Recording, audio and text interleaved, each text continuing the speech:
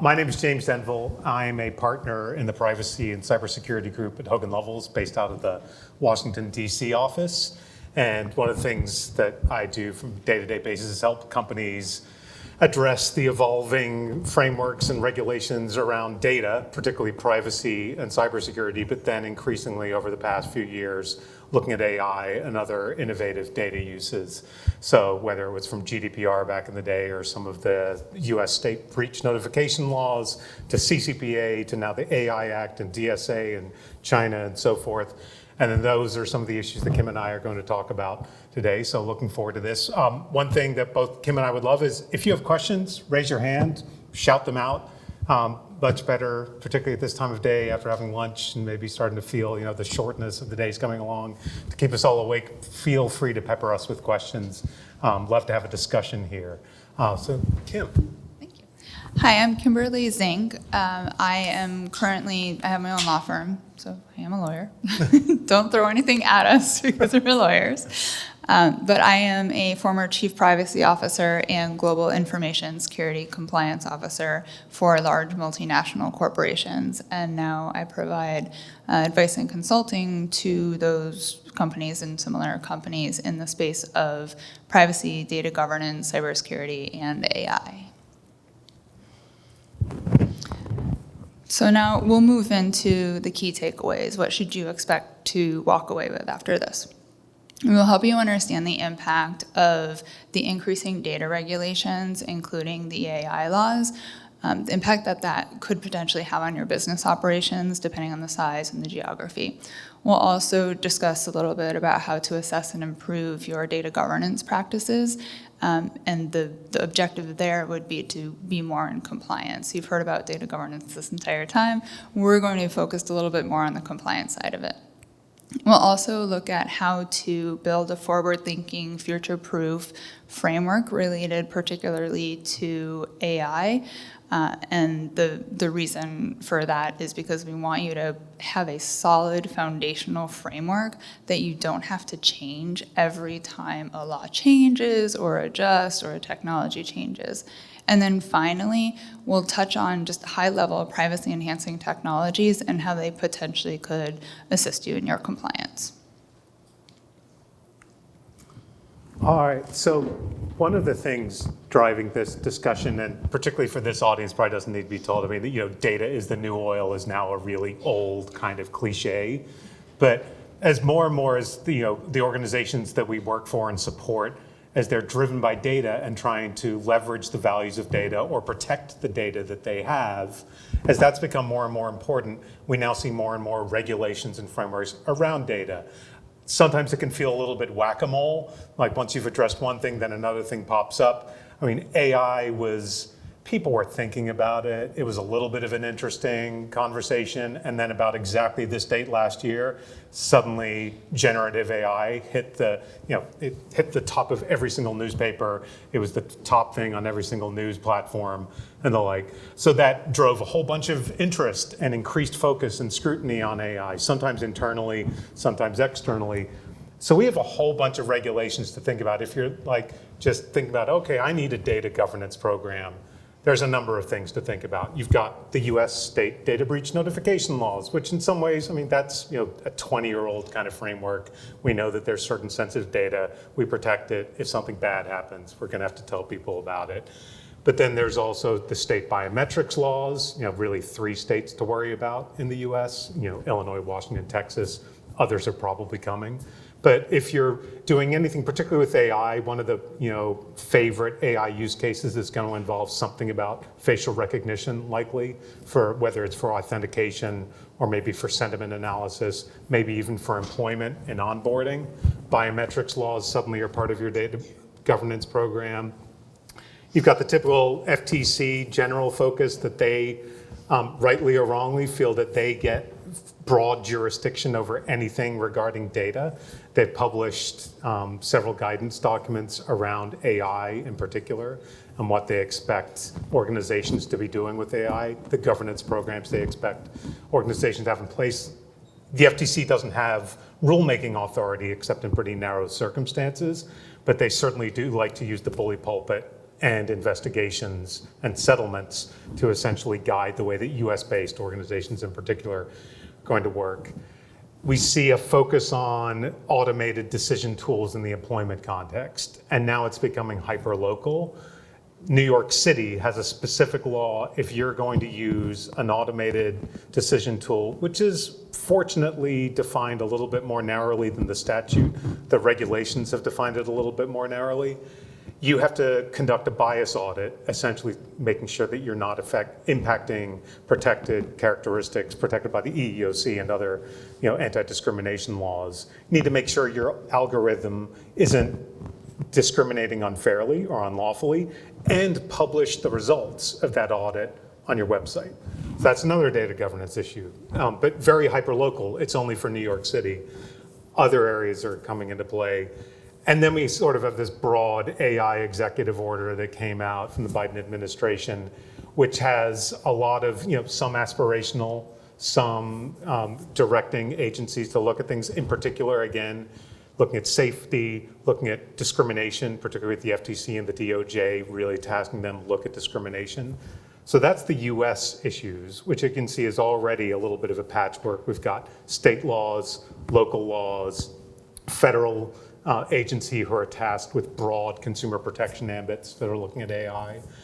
And then if you look at the EU and the UK, they're now really focused on it. And particularly coming out of the EU, I think it's fairly reasonable to say that they want to become the key core regulator for data and now AI. They want it to become the AI hub, just like GDPR is the general data protection regulation. That is the gold standard, at least some people say so, for data privacy. They want their AI Act, which is coming out, to be the gold standard for regulating AI. Essentially, when we can dive into details, it's ranking AI use based on the risks, whether it's safety, privacy, discrimination, and then imposing certain controls, disclosures, registration requirements potentially on highly sensitive AI use cases, or even prohibiting certain AI use cases because they're just deemed too risky. UK is following a similar approach, but they're going to be a little bit more business friendly is their approach.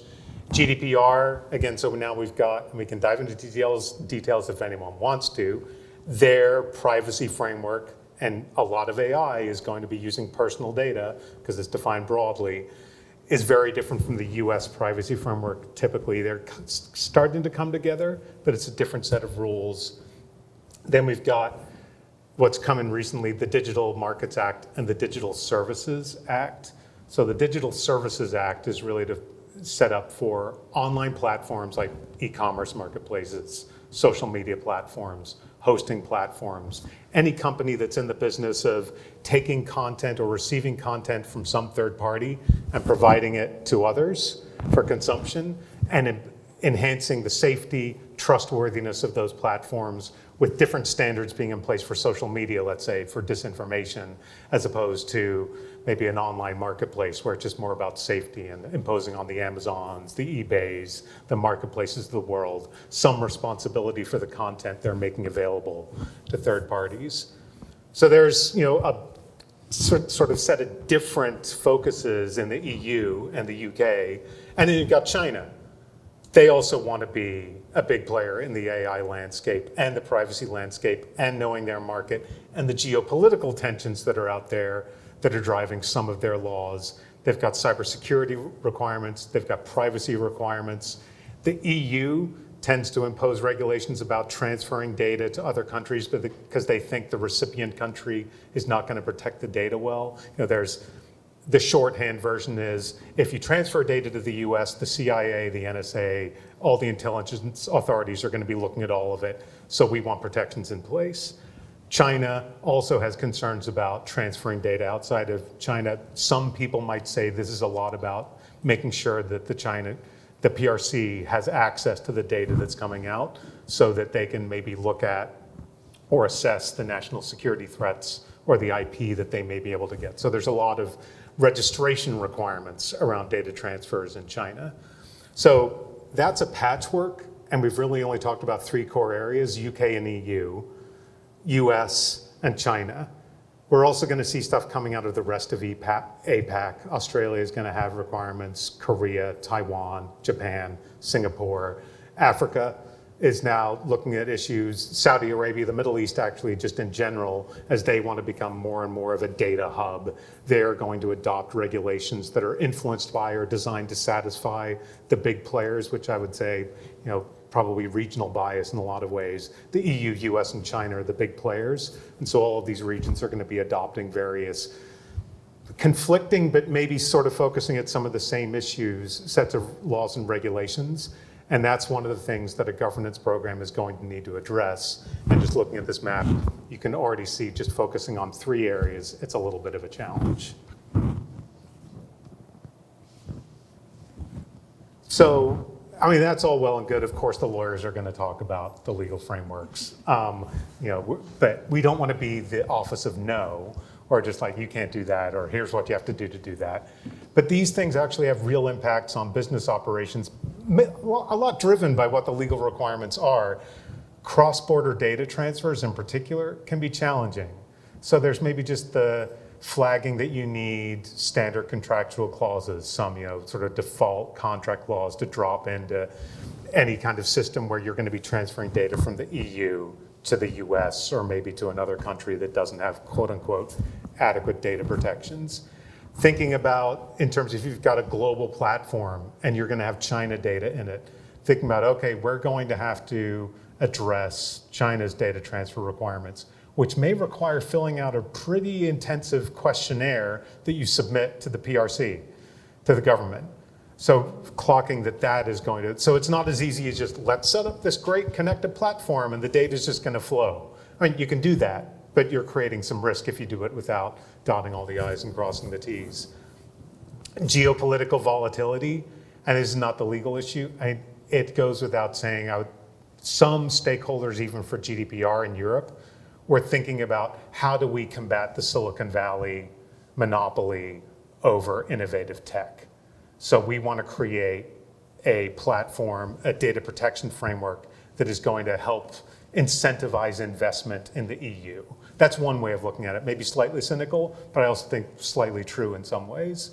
Then you've got some of the data provisions with China and the US about whether we're going to be transferring data across borders. If you look at the way that TikTok has been scrutinized versus other apps that do exactly the same thing that just are not based in China or not owned by a China-based company, I think you can see that geopolitical volatility, even if it's not as a legal framework, can impact your business operations. TikTok has had to set up their data servers and their platforms and their oversight and their governance for US audiences in a way that other app platforms may be run from countries that are viewed as being more friendly to the US have not had to do to date. So that's another way that just your business operations could be impacted just by the geopolitical volatility. One thing that AI is doing is you kind of don't know what people are doing with your data anymore. That's one big risk. We sort of understand the things we understand. That's a really simple way of putting it. But AI does the things that we don't understand. That's what we want it to do. We designed AI because there's a bunch of problems we couldn't solve and we couldn't figure out. So we built these really powerful platforms to do the ineffable, the things we can't explain, we can't describe. So there's increasing risks if you provide data to a supplier. Maybe they can start doing some data mining, some analytics. They can use your data in ways that are going to help other customers and the like. So getting control and oversight of what these black box systems can do can be troubling for business, and thinking about, okay, where are we getting this data from? What rights do we have? What are other people doing with our data is increasingly challenging. So looking at your contracts, which is one way to address and control some of that. Who has the data use rights? How are they allocated? Are there audit rights and the like? As we get data from more and more inputs, like one of the great things we now have is data lakes. Data lakes are fun and we can deploy great AI tools, get awesome insights from them. However, do you know all of the contractual terms that apply to all of those inputs you got in? If you say, I put in all the data from my hundreds of customer agreements, thousands of customer agreements. Well, if you have one standard template customer agreement or supplier agreement, that's great. You know what all of the rules are. However, I don't know any complex organization that just has that one template that has been accepted by every single customer that they have. So figuring out data provenance, tagging the issues and the like, that's another challenge and could disrupt your ability to use the data lake. Then there's what I would say is the ease with which AI tools can be deployed. It is so easy to just open up your laptop or get onto your desktop, go to wherever the AI tool is, download some software, maybe purchase some software, and all of a sudden start using it, and people in the organization can start doing it very easily and rapidly. It doesn't take a huge procurement or installment of some big hardware. So now you don't really know if everyone in your organization is using data in the way that you want them to be using it. Because there's incentive to do these innovative, great things. It's well-intentioned in a lot of circumstances, but it may be out of alignment with the principles because your engineer or your marketing person may not be thinking about the high-level principles that you want to impose on the organization. And the last thing is that I would say, we have from the prior slide sort of these innovative AI frameworks that are out there to make. On a good day, I would say the policymakers are trying to incentivize innovation and support innovation and development of useful tools.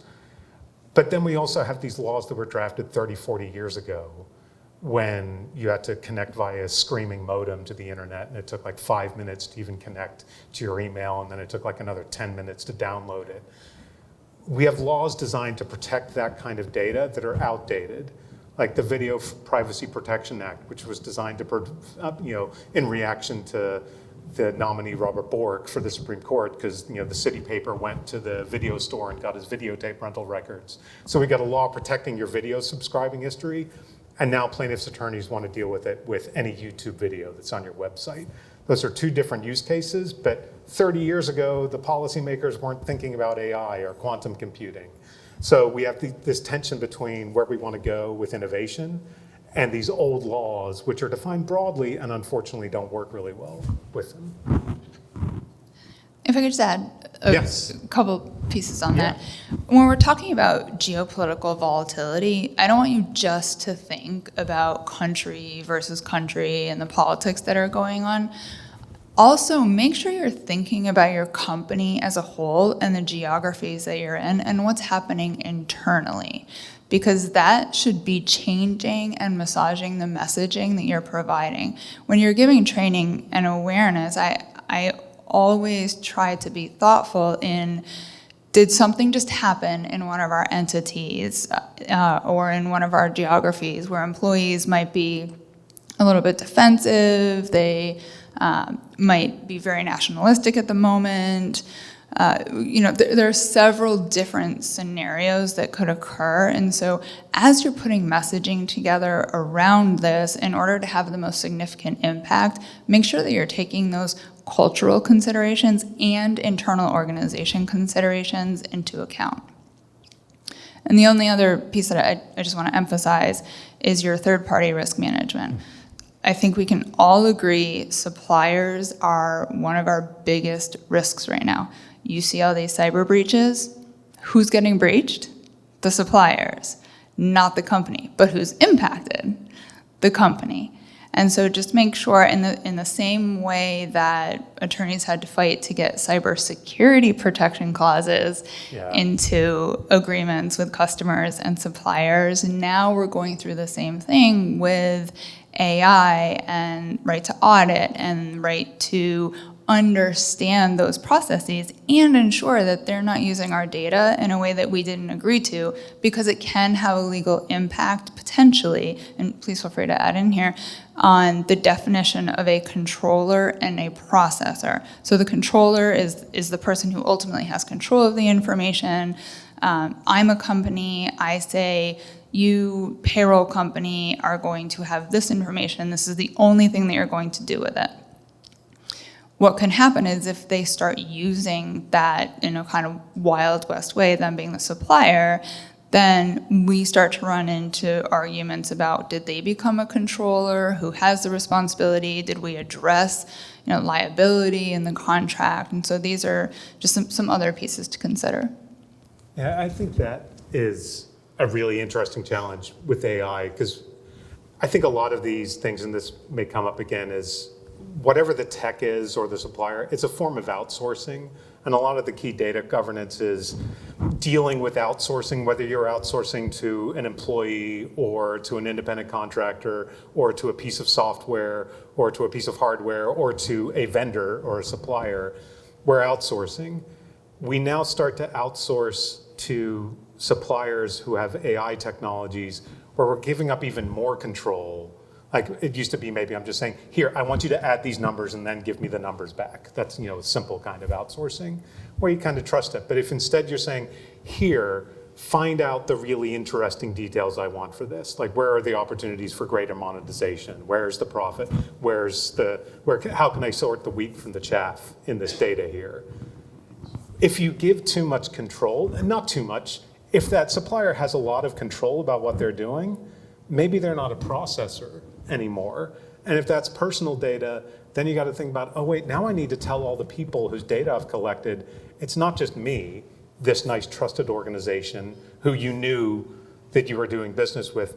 I also now need to tell you, oh, and by the way, I'm giving your data to this company who you've never heard of, who's based in pick your country that is going to raise your eyebrows.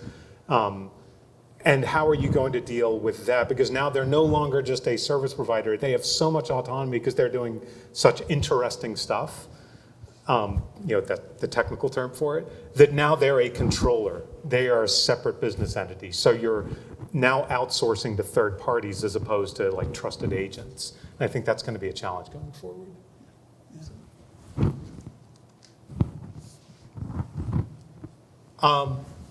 So at a high level, one way to think about the data governance practices, and this for me goes back to, and sort of maybe the fundamental thing is like, if you think of data governance as, we're going to set up a data governance program for this specific use case or field or technology, eventually it's going to become whack-a-mole, and then you're going to have hundreds of different kind of data governance systems in place. One for quantum computing, one for AI, one for, pick your favorite technologies, and then you end up with different data governance programs. And instead just stepping back and thinking, how do we want to address data governance broadly as an organization? Like, how do we even develop these specific frameworks? Because you probably will have a procurement governance framework. You will have an AI governance framework. But to think about it from a whole is like, first of all, maybe thinking, what problem are we trying to solve? Like, if somebody brings in a person into my office and says, what's the risk with this person, or how do we control this person? I'm like, I have no idea. What problem are we trying to solve? Do we really need this person or this tool? What is the tool that we're trying to do for it? Do we have other alternatives? Like, are there other options? Is this the best solution? That's maybe a first way of looking at governance, is just for anything, HR, tech. First of all, rather than just pulling the cool tool off the shelf, think about, do we need it? Then thinking about, all right, how is it going to work? Really understanding how it works. Maybe you need experts from that. You may need HR experts. You may need AI experts. You may need quantum computing experts. Certainly it's not going to be me who's going to explain all about how quantum computing works and what the risks are, but you're going to need the person who speaks that tech language. And then once you understand how it's going to work, then you've got to figure out, how do I monitor and improve and maintain this framework going forward? I mean, that's sort of the life cycle of data governance for any system, but always stepping back to the basics and looking at the specific issues that you're trying to solve with that data, I think is going to help create a good data governance framework, and one that matches what your organization needs, as opposed to just pulling something off the shelf that works great for a social media company or great for a pipeline supplier, but doesn't necessarily work great for your organization. Did you have anything on that one? Yes. So I would just add, when you're thinking about what data should we prioritize when we're building this governance around it, I can provide my own experience, and it did seem to work, so I guess we'll ultimately see. But what I focus on first, and this was when you would be collaborating with the attorneys in your organization, is look at what data is regulated. So we just talked about all of these laws. There's so many others that are coming, but determine with your legal team what data is actually regulated. So yes, we know personal information is going to be regulated, but think about the China data security law. There's something called important data that's regulated. No one knows what important data means. Let's just make that clear. The definition is so broad as to include absolutely anything in the entire world at this point. And so your attorneys can kind of help you narrow that down. But if there are attorneys in the room, I recommend you do not use the term important data because that means you might have important data. Here, the language really does matter. And then after you determine what's regulated, then talk to the business about what's the key business data that you have. Is it IP? Is it certain financial information? Is it due diligence? That without it, you would not be able to operate. And so you really need to look at both pieces of that because both are equally important. And then invite that community of legal and business to work with you to come up with what is going to be our prioritization of data. Yeah, I think, just generally speaking, I think in designing any of these governance frameworks, diversity and cross-functional teams are important, whether it's global diversity, particularly if it's a global platform, making sure that not everyone is US-based who's looking at the issues, because there may be cultural sensitivities or legal issues that just aren't spotted, or operational issues, what may be a standard just kind of business operation and availability of resources in the US may not be true elsewhere. And also to the extent, once you've identified that the data governance, based on the types of data that's going to be processed, the legal risks that are involved, the jurisdictional frameworks, once you start identifying the resources that may be needed, maybe bringing in procurement if they're going to be tasked with certain types of assessments, or if maybe they're going to need new headcount, be important to bring them in so that they can bring input into so that they can make sure that the governance framework and that they can provide their input so that it works. Same for HR. If governance is going to require headcount somewhere down the road, some more resources, making sure, okay, where are we going to locate these individuals? What kind of skill sets do we need? Where are we going to be able to get those people to perform those functions and the like?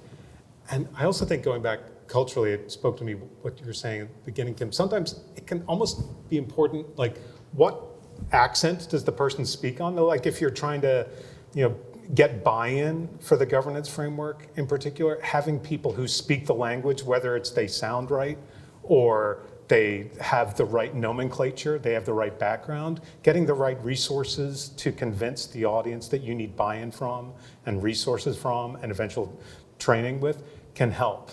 I know that sometimes if I walk into certain clients who may be, let's say, based in France, and if they are very fixated on, we need French advice, my input may not resonate as much as if I can loop in a colleague who is a native French speaker, because it can just be more convincing that way. So sometimes thinking about those things can be useful in getting the buy-in you need, and also in identifying how you want to approach things globally. Anything else? Yeah. Okay, so we'll move into the organizational considerations. When you're building a framework, these are the things that we think that you should keep in mind. Number one, the pro-innovation mindset. All that means is put yourself in the position as an enabler and make sure that you scream that from the mountaintop. You are not a blocker, you are an enabler. I want to help you do this business thing that you want to do. I want to protect the company by providing you guardrails to let you go and do. And if you go and do within those guardrails, you don't have to talk to me again. So that's a carrot stick when it comes to working with attorneys, I suppose. Second, a consensus-driven planning and design around that framework. So what I've done in that space is built a truly cross-functional task force to address, in particular in this situation, generative AI. And a couple recommendations that I have there. One, make sure the people that are on the task force are the experts and also the decision makers. The last thing you want is to be in a meeting with 25 people. You come to consensus, you agree, you're ready to move forward, and somebody comes back 2 days later and says, oh, I talked to my boss and they don't want to go in that direction. So just make sure that you have the right authority level in the room. Also, personal experience here, we all have that person in the company who is super negative, who pokes holes in everything, who's just a pain in the butt to work with, and you don't want them on your task force. If that person has the right authority, invite that person, because they might be difficult, but often they do bring additional insight that you need to hear, and that ultimately helps you come up with a better framework, a better product, whatever it might be. Relating to outcome focused, people talk about creating charters. I absolutely agree with that, but really think a lot and make sure that you all agree on what is the North Star. What are we all aiming for ultimately? You're going to have peaks and valleys and disagreements and celebrations and disappointments throughout the entire process. But if you are all committed to that North Star, it will still continue to be progressively better and better as you go. This next one is my favorite. So you want to create a framework that is law, sector, and technology agnostic. What do I mean? Right now, we have so many laws that are just in their absolute infancy or still even just being talked about by regulators and by legislatures. And so we can't point to any one law when it comes to data governance, data protection, or AI right now and say, okay, we're going to build a framework on this particular law. For technology, there's two sides of that. One is whether your company is thinking about using OpenAI or GitHub Copilot. Yeah, those are what exist right now, but what's going to exist in 2 months? Probably something very different. And so make sure when you're building the framework, it's not specific to any one law or any one technology. And we could argue about industry. I agree. Some people are probably saying, well, no, I'm in the financial industry. I have to be sector specific. Yes, there are some laws, particularly in the US, that focus on an industry. Take those into account, but still make sure your framework is agile enough where you're only tweaking it as things evolve and not actually starting over. And then a non-prescriptive approach. Attorneys sometimes, when they're not enablers, will be, you shall not. Steer clear of that. In my personal situation, when generative AI first came out, everyone wanted to use it. The business is breathing down your neck. Oh my gosh, I need to do this. Like, I can't live without it. I have to have it tomorrow. The business is going to go under without it. I have heard everything.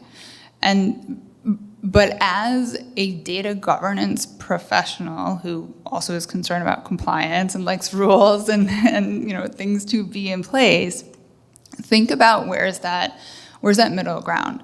So what I did was, instead of creating a policy right away on the use of generative AI, I created guidelines. And those are two very different things that send very similar messages. So policy, when I talk about a policy, it's formal, it goes through a bunch of approvals, it gets put in this special lockbox of policies that's impossible to figure out. And there's enforcement associated with it. There's discipline. Whereas guidelines are, you should and shouldn't do these things. You will have coaching, if you will, instead of up to and including termination. If you fall outside of these guidelines, and make sure you're just clear in the guidelines that this is because things are evolving so quickly. Because guidelines, typically, you can change very quickly. You can change it in a few hours, whereas policies sometimes can take months to put into place. The second you get that policy put into place, everything's going to be different, and then you start over, and then you have months-long discussions about the policy. Risk-centric approach. So if you're familiar with several of the privacy laws, and we see this in the EU AI Act now, is they are principle and risk-based. There's not a lot of black and white, clear, do this, don't do this. And so you build your framework in the same way and allow space in there to make sure that you can address each use case on a case-by-case basis. So non-prescriptive, risk-based approach is going to keep that agility that you need in that area. And the last one is the end-to-end accountability. That's for data protection and for AI. But ultimately, what I'm saying here is make sure you take the entire data lifecycle into account, including the data that goes to your suppliers. Have for example, a clawback provision in your contracts or a certificate of destruction, where when you send data, and I think it's general good practice, when you send data to a supplier, make sure you have the ability to either get that data back from them and have them sign a certification that's legally binding that said, I deleted all your data, or that would be the certificate of destruction, or if it's something else you actually need back physically, then make sure that you have a legally binding document confirming that as well. And that will also help you with all of these supplier cyber breaches that are occurring. Do you want to add to that? Yeah, just a couple small things. I think on that risk-centric approach, I think that's important. And you don't ask questions from legal in particular that you really don't want to know the exact answer to. Here's a question. Am I allowed to drive 56 in a 55 mile an hour zone? My answer as a lawyer is going to be no, that's unlawful. If you ask, am I going to be at substantial risk of imprisonment if I drive 56 in a 55 mile an hour zone? No. I could say, it's unlikely, I'll lawyer it up and I'll say, well, not totally without risk, something like that. But that's the same with some of these privacy laws. There are certain things that are going 56 and a 55, and there are certain things that are going 150 and a 35 with radar trap, and we know it. And it's like, not only is there some risk here, you're gonna get caught. This is what everyone's looking after. So getting that risk-based input from legal and compliance is very important and helps you create what I think is a much better shaped governance framework.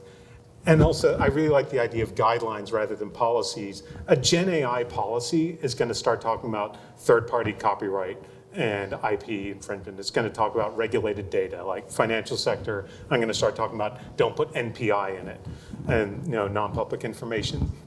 You can almost boil it down to, and one of the things I was talking to a fair amount of companies about with generative AI was, okay, this is outsourcing.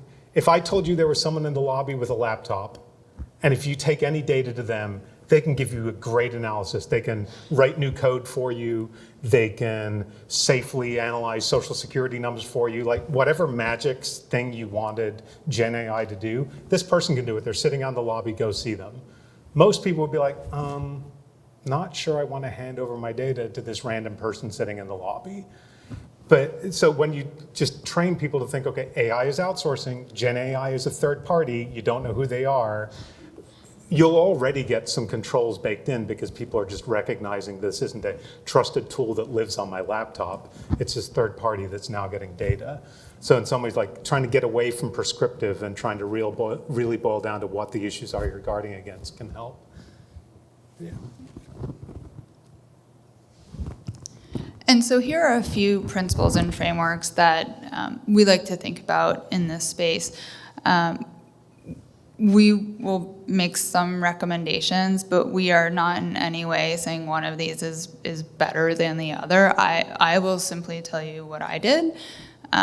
So I initially took the NIST AI risk management framework because I really like the NIST frameworks. I'm very familiar with them.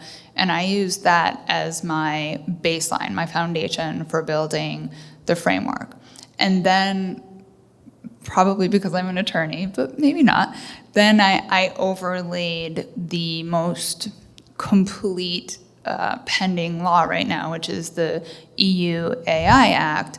And that way you have, when you I know there's a word for this, but I can't think of it. When you have a map and you have like that very base layer, and then you add in another, hey, I want to know where the highways are, and then you just keep adding layers on, and you're getting more and more information.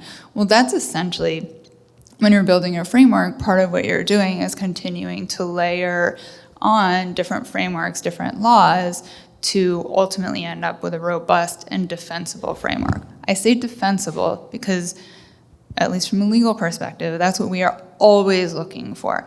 Not is it perfect, is it defensible? If a regulator comes knocking on my door, can I explain the reasoning behind it, why we did what we did, that I have it documented, and that ultimately we had sign off on it?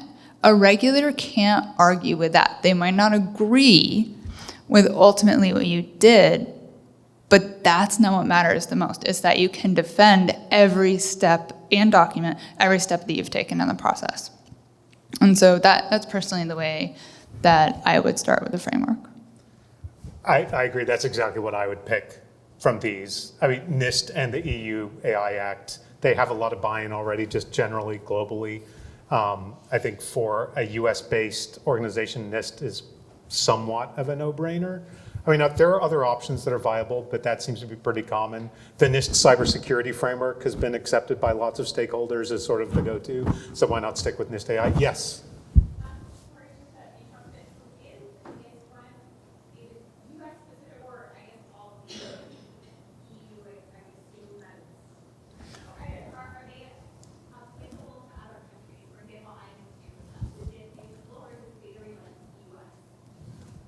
So if I understand correctly, do these apply globally, or are we going, or which ones of these are more jurisdiction specific and which ones are more globally applicable?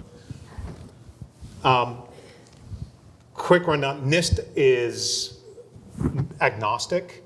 It's not a binding framework. It's going to be recognized by some regulators as being compliant in the US mainly because it's a US organization. EU AI Act is going to be really focused on, of course, what your EU obligations are. There's a fair amount of overlap between the two. And if you adopted NIST AI, you're going to be a long way towards compliance with the EU AI Act once it's finalized, and probably vice versa as well.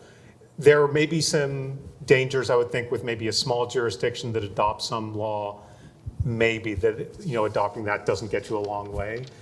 But what I see is like the types of ISO, the NIST, where you've got multi-stakeholder inputs coming in from organizations who are concerned about global issues. That's going to get you a long way there. And then you may need to add layers on top. That's my take. And then once there are laws in the countries in which you're in, obviously you want to overlay those as well. I would mention also, so when you're starting your framework, as we keep talking about, it has to be iterative.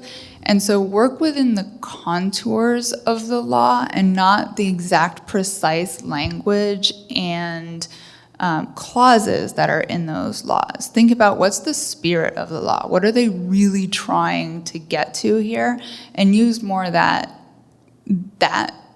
sensibility rather than this clause says, we need to do exactly this or that. And so that's a good way to remain agnostic and use these to your advantage. Yeah. About a minute or so. Okay. So very quickly, privacy enhancing technologies, or PETs. I just want to mention them. I won't read this definition to you, but ANISA, I think, has a very solid definition. Basically, it's additional protections for sharing information and ensuring privacy. And you can read these on your own. I did confirm the presentation is available to you on the app. Just a couple things that I want to mention here is, one, make sure that you know that this is not a silver bullet.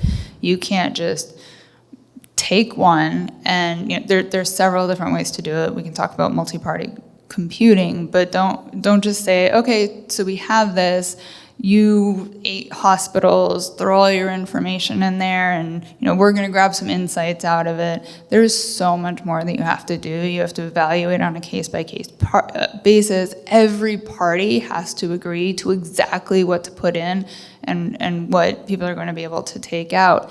But there are benefits to it, not just with personal information, but also think about using it in any kind of data sharing and data protection space.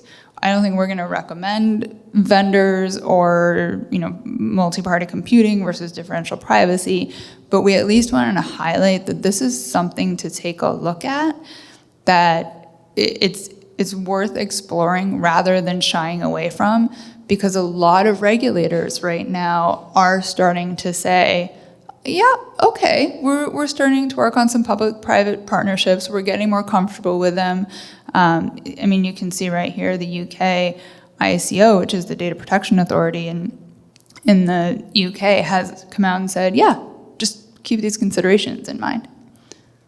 Yeah, I would say just a quick thing again, if you've got a privacy-enhancing tool, if you've got a pet, it's not just a plug and play, now we've solved it. Like somebody says, well, we've got a clean room, and that's how you can share data in a privacy-friendly way because there's a clean room and it's all anonymized. If somebody says that to you, that's all well and good. You need to do the work to make sure that it's addressing it. I would say, in my experience, most of the pets that I see, they help minimize risk. They don't answer all of the questions or address all of the obligations, but they certainly may minimize risk, which is a useful thing to have. And then we have some resources here for you. Some of them are the frameworks, the laws that we've been talking about.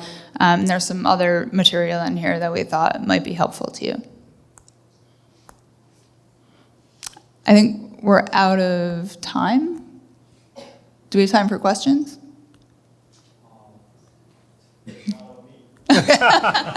Well, we are happy to stay. I think if anyone has any further questions, if you prefer to ask them to us privately, that's okay as well. Yes. Thank you.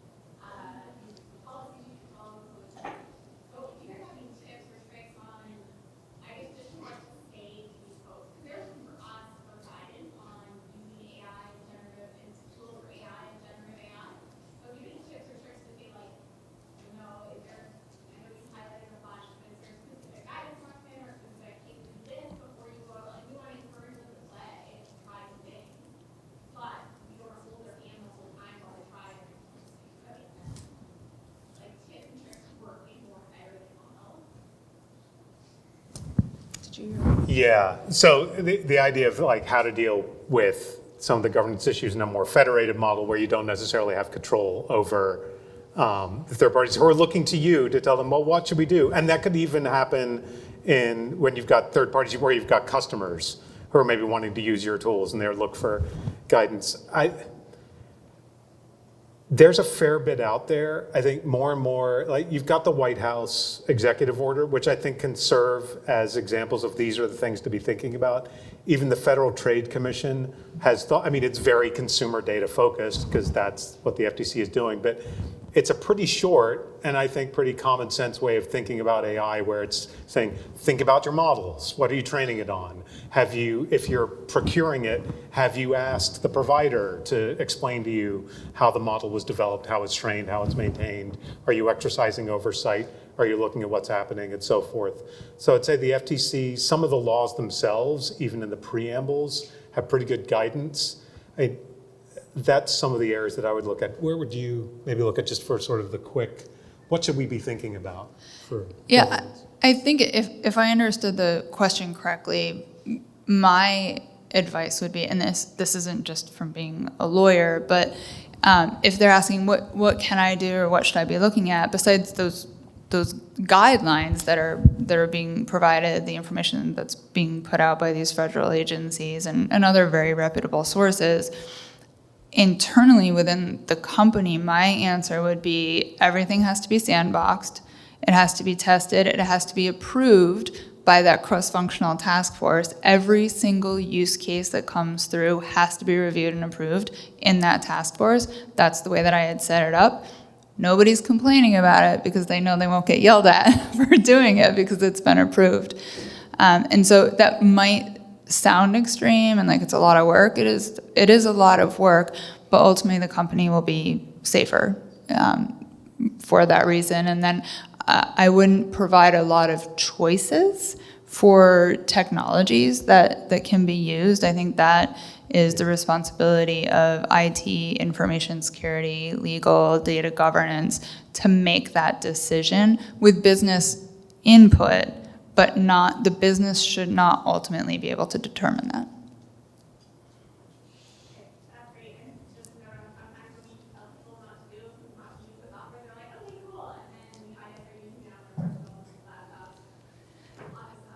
Yeah, we don't exactly have an answer for that one yet. Yeah, there's really only two answers for that, neither of which are great.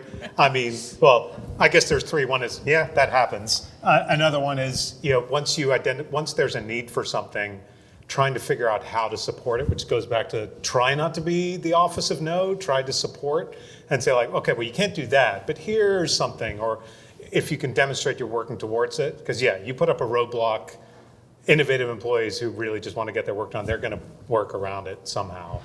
And the other way is, monitoring is going to be important, and while at the same time, which I think is a challenging governance issue, because on the one side, you're going to have data protection framework saying monitoring is bad, it's evil, essentially, that's really shorthand. But on the other hand, you've got the same regulators who will say it's really important, because you need to know what your employees are doing with your data, particularly personal data or other types of regulated data. So that requires monitoring. And so monitoring tools on a laptop can tell you what people are doing, but then there's the governance issues of addressing, there's a ton of issues to address there. Yeah. And also keep in mind that it is against the law in some countries to monitor personal devices. Yep. Yeah, like straight up against the law.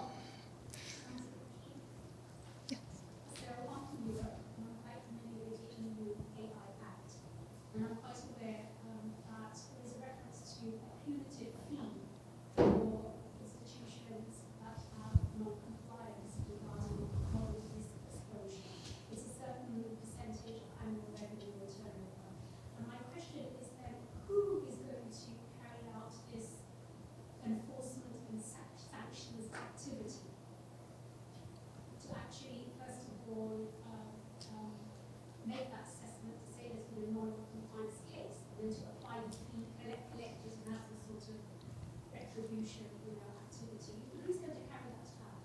Because that's not clear to me in the act's documentation. I think it's still up for discussion, and it's still being debated amongst the member states. I was at a conference a little while ago where several of the regulators were there, and even they said, we're still discussing that.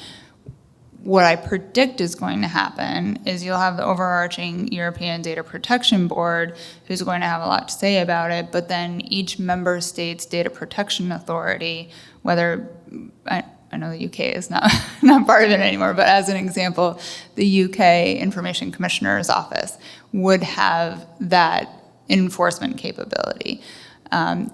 Germany would have their own data protection authority, probably Dresden in that case, because they have so many and that's the most powerful. And then other countries only have one data protection authority. Ireland with its DPC, I think what we will see is it will be very, very similar to exactly how it happens with the GDPR. Agreed. Yep. And thank you all so much. This, for us, was really fun.